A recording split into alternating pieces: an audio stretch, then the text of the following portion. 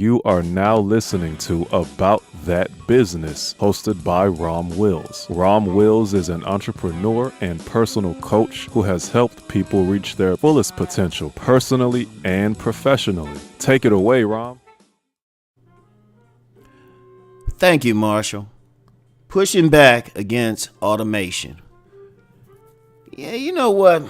There's all this talk about automation, and I've done some videos on automation, how it's taken so many jobs and stuff. But I got another perspective. As y'all know, I was on vacation out in San Diego, and I was chopping it up with my peoples out there, right?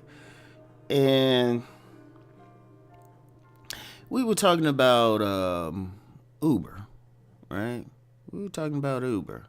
Especially they one of these companies that's talking about like using driverless cars and stuff.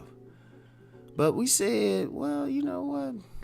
What if people don't accept it? See, the thing about automation, yeah, it's coming. Yeah, it's taking some jobs. But in some cases, people can push back against it. Like, I give you an example, right?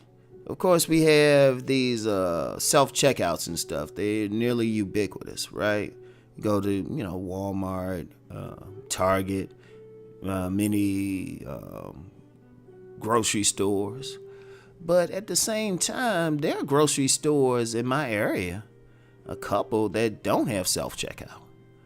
One is family owned. And it's ironic, they stay crowded. They one of the most crowded stores ever. A couple of these family owned stores, and they're not going to it. They still empowering people. The reality of automation, well, there's two things. One, you still have owners of some businesses which may not want to automate. They were just like, you know what, forget that noise. We not automating. We ain't spending the money. Because they still got to spend money to automate. Yeah, they save money, but they still have a choice.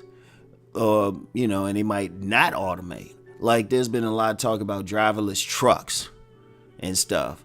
The funny thing is, there's that assumption that everybody would just do that just to save money. And of course, the bigger companies, they probably will.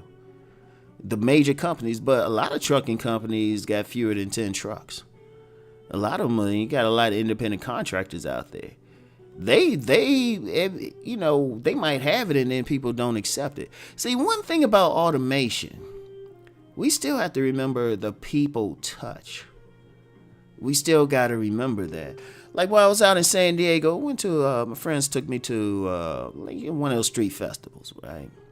Like street markets, farmers markets. You know how you do. You get there, and anybody's been to a farmers market, they got more than just farm stuff. Yeah, they got the food and everything, but people selling products. That human touch is still there. People still want that. People still want to craft stuff. Like I was talking about the artisan economy coming up. A lot of people want that homemade thing. One of the things I see happening and read about, a lot of people want custom-made clothing. I see tailors coming back.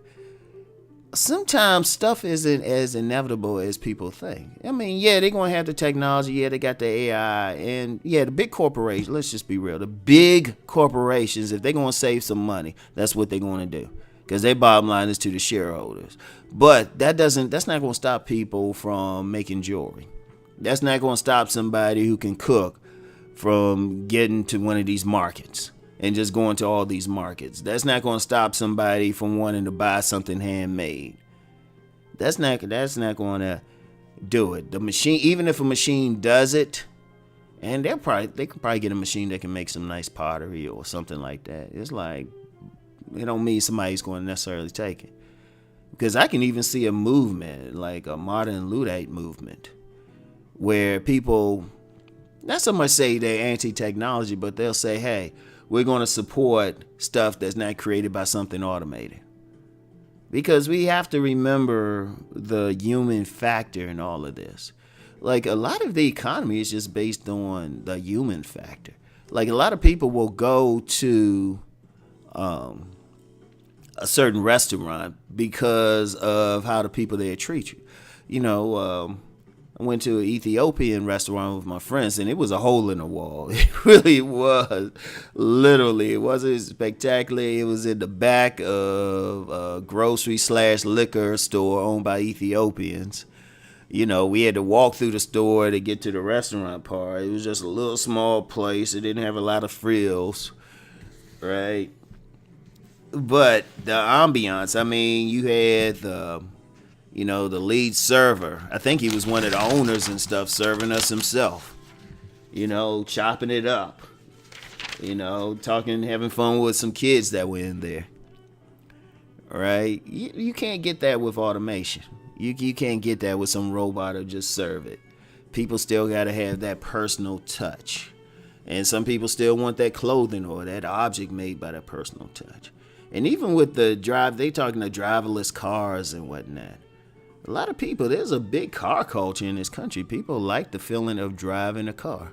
Now, what I can see happening with that is people have the ability to make it driverless. Like, push a button and it drives itself, just like cruise control. But how many people actually use cruise control? And it might do something there, of course, they probably had the driverless cabs and whatnot, Ubers, and people probably say whatever. But even with that, like one of my friends out there, he had been an Uber driver, and he said, a lot of people just they like that feeling of talking with the cab driver or the person driving. I remember when I was young and used to take a lot of cabs. Yeah, I was an 8-year-old taking cabs places because I was a grown-ass little kid. But a lot of times you sit there and talk with the driver and stuff. That's part of the thing. That's part of the thing. You can't. Sometimes you get some people so technical they forget that human part. Even with this automation, the truck thing. If you're a truck owner and you got you got less than like 10 drivers or something. Shoot, you get close to them. Shoot, you might not want to. Even if it means a little bit extra money, you might not want to replace them. Because remember something, despite everything, because this automation is really driven by profit, the people at the top want profit. So like I said, the major corporations, but you get the smaller people, they might be like, man, forget that noise.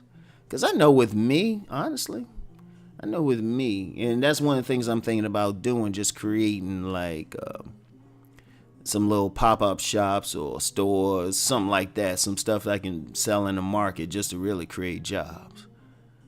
I probably don't have to, but you still gotta add that personal touch there, And I see that. I see that happening. I see a pushback against automation in terms of people like embracing it if they don't, not embracing it if they don't have to or they're not forced to.